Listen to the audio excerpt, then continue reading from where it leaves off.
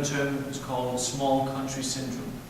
Maybe have it in Canada too, even though you're such a big landmass. Well, that's a big country. Yeah, it needs to them.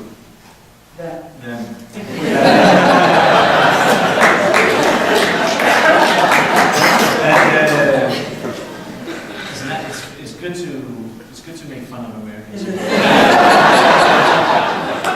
People like it.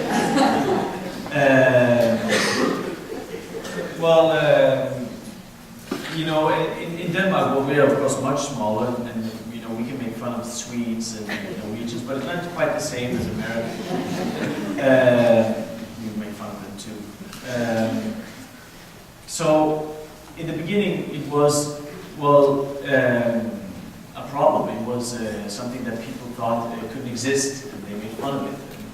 And they thought that we were cooked with a whale and seal and reindeer, and that was it. There was no more. Other than that, it would be roots and a few onions. That was what our country had to cook with, more or less. And I think that something that's also interesting here is that, in fact, I have a different background.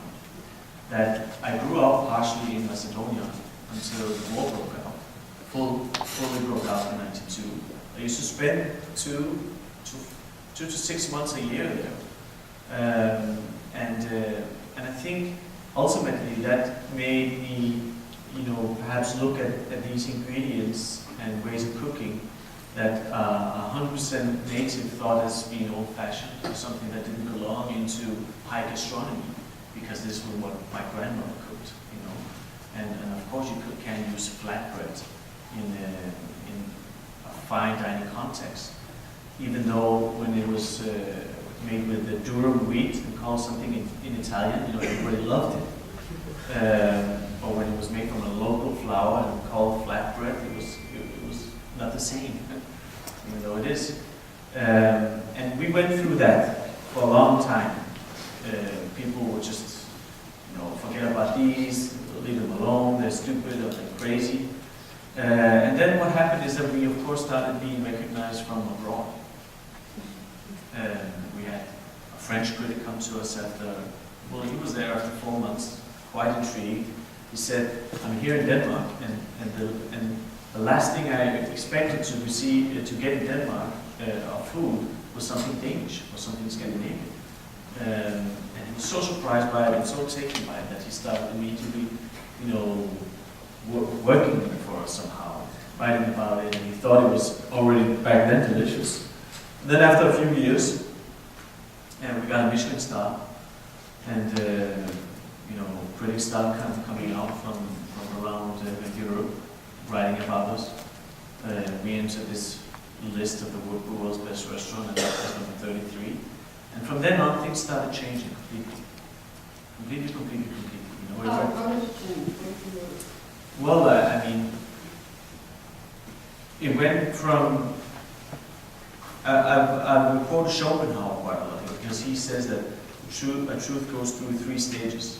And he lived a long time ago, of course, but it's as if he'd written this for Noma. It goes through ridicule, and then it's opposed to, as if it doesn't exist. We try that. And now it's seen as self-evident.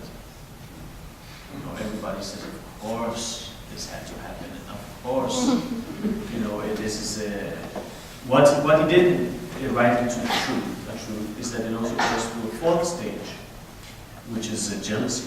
Which is something. Is that where you are now? That is something that we feel now, and this is something that's they get all the attention just because they're doing something local, they're Nordic, they don't have to work for it. It's just one stupid concept now. They're so lucky. But we went through all these, and only in 7 years. And in fact, just the fact that in 7 years you can change such a thing, you can turn something around in that sense, and the whole industry, at least on the upper level, can change the perspective completely. Now, a lot of these people that worked with us in the beginning, the foragers, for instance, they now have employees. One of them has 6 employees.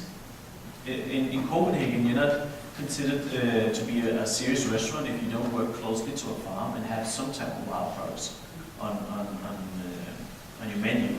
If you don't know a little bit what the season brings of natural indigenous product, then you're missing something in your education. And I think this is just a perfect example of it doesn't take a long time.